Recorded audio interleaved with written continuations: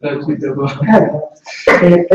planteamiento que hace el doctor Pisanti es con relación al hecho de que las comunidades a las que él se refiere son comunidades aisladas y distantes. Y le pregunta, ¿qué va a pasar? Este fenómeno de migración, que es muy importante, ¿qué va a pasar cuando los jóvenes se vayan de estas comunidades, llegue Internet y entonces solamente serán comunidades de ancianos, ¿no? ¿Algo? ¿Ça va? Algo. Il y a deux situations. Alors, il y a la situation des communautés radiophoniques qu'on trouve dans les villages, autour des radios communautaires, des radios de proximité. Effectivement, dans ces lieux-là, il y a une sorte de répartition des tâches entre les jeunes et les adultes.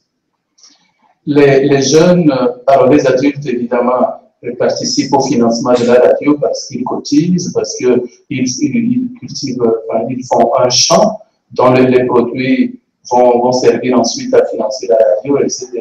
Ils participent donc, puisqu'ils ont un peu plus de temps, à la vie de la radio. Les jeunes n'ont pas de temps, parce qu'ils vont à l'école, parce qu'ils sont apprentis, etc. Ils s'investissent autrement. Et ils s'investissent précisément, et ça peut vous étonner, à travers les réseaux sociaux, à travers des actions de mobilisation qui peuvent, par exemple, être comme à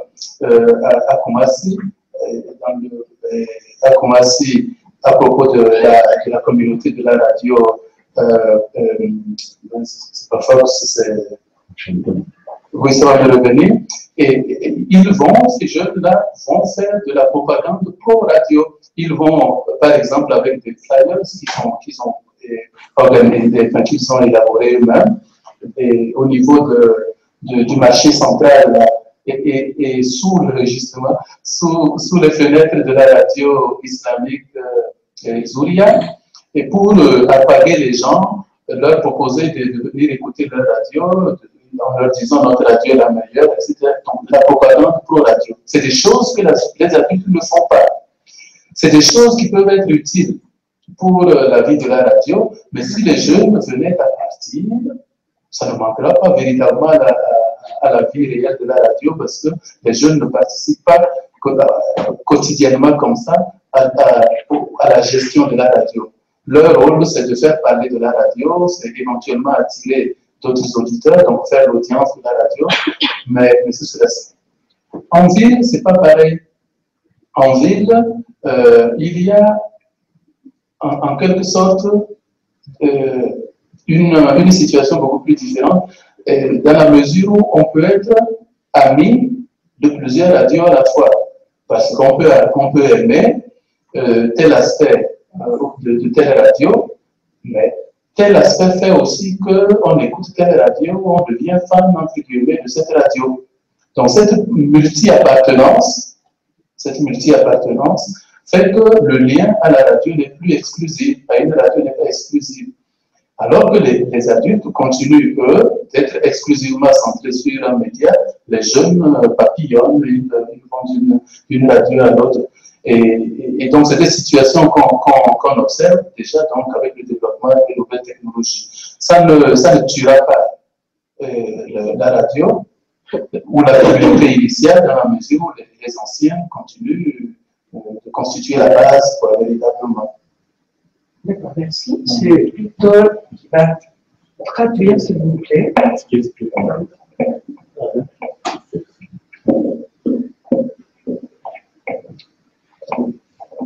Por lo que nos cuenta Etienne.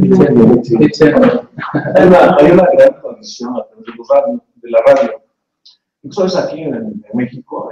No, me dijo,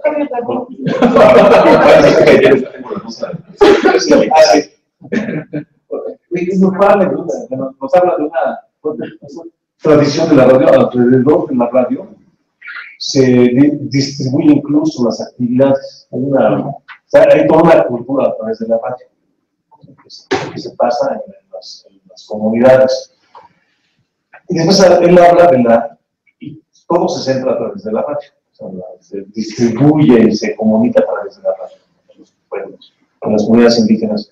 En las ciudades, como hay más opciones de radio, como que ya no se centra sobre una radio. Pues eso como que podría de alguna manera desvirtuar un poco al haber diferentes opciones de radio.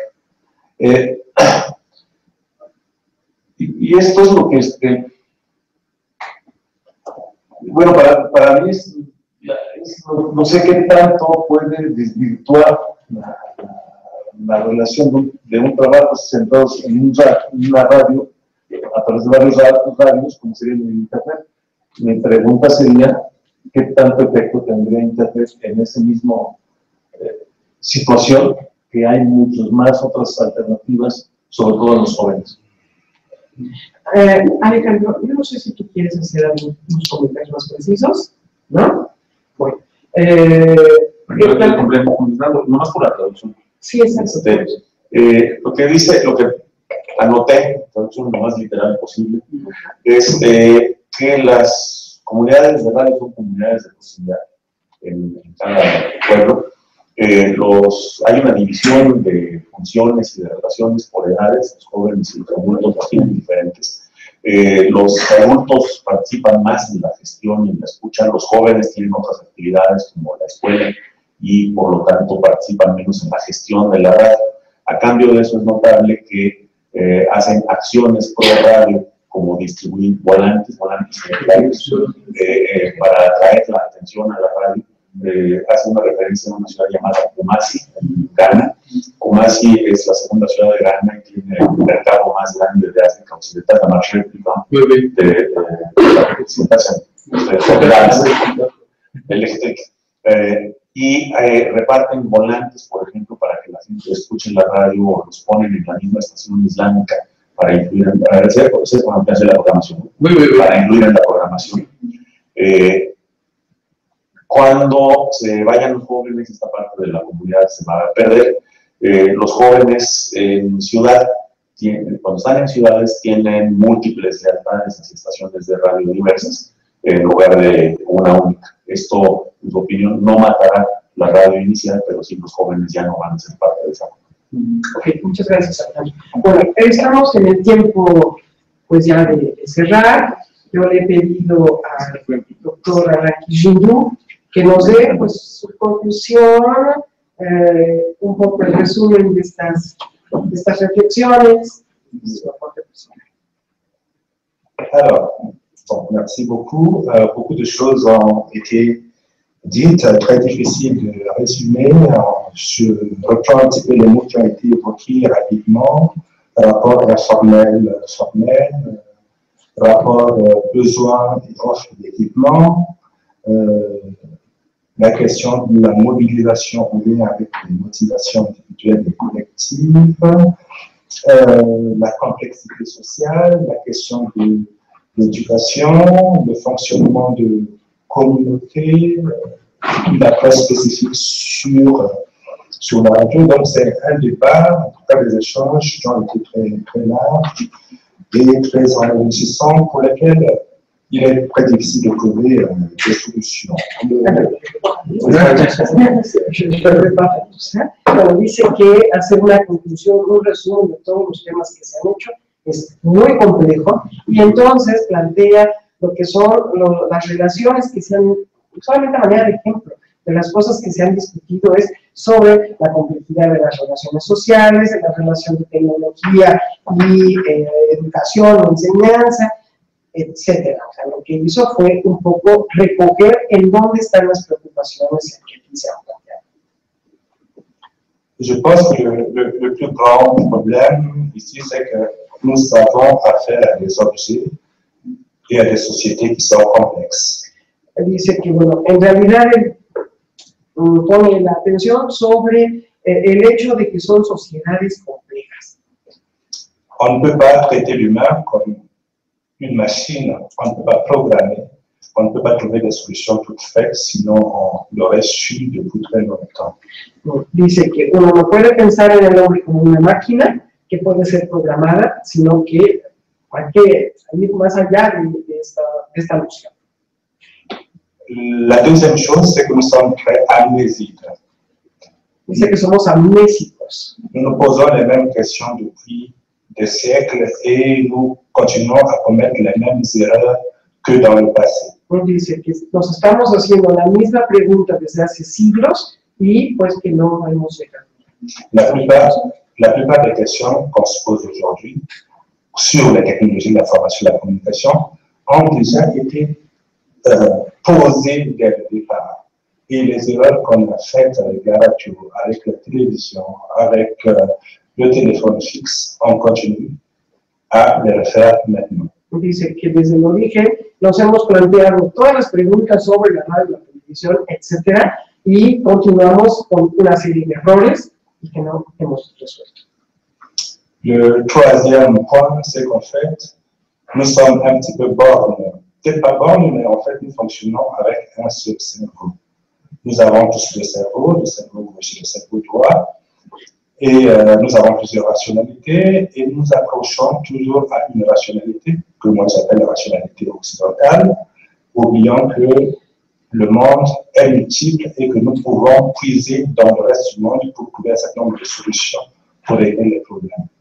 Bueno, dice que actuamos como recién nacidos y que solamente utilizamos el cerebro en un sentido cuando tenemos el lado derecho y el lado izquierdo que tienen sus funciones propias y que sin embargo lo usamos en el espacio occidental. lo usamos y nuestro problema es la racionalidad occidental. Donc le problème, à mon avis, n'est pas d'essayer de rendre formel ce qui est informel, parce que ça n'a jamais marché. Et si l'informel marche, c'est tout simplement parce que c'est un espace de liberté qui nous éloigne des contraintes, du formalisme et de la norme, et des normes. Bien, dice que el problema es estar siempre en esta oposición de lo formal y lo informal. Cuando lo informal nos da la posibilidad de tener más libertad y más apertura, pues, de visión.